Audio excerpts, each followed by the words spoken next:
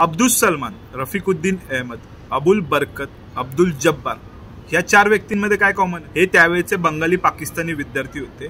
त्याच वेळेला हे 4 जण आपल्या मातृभाषेच्या सन्मानाकरिता शहीद झाले होते 21 फेब्रुवारी 1952।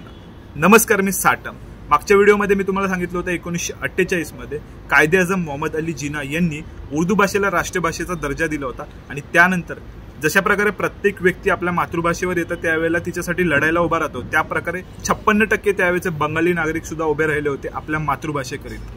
पण त्या वादाने परिसीमा गाठली ती म्हणजे 21 फेब्रुवारी 1952ला।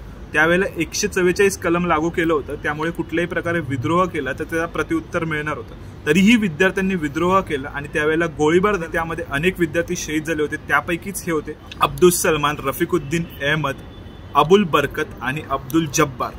तर बघा, या घटनेची दखल युनायटेड नेशननी सुद्धा घेतली आणि त्याचमुळे 1999 पासून 21 फेब्रुवारी हा दिवस आंतरराष्ट्रीय मातृभाषा दिवस म्हणून साजरा केला जातो। तरी बघा, पुढची स्टोरी टू बी कंटिन्यूड। तोपर्यंत हर हर महादेव।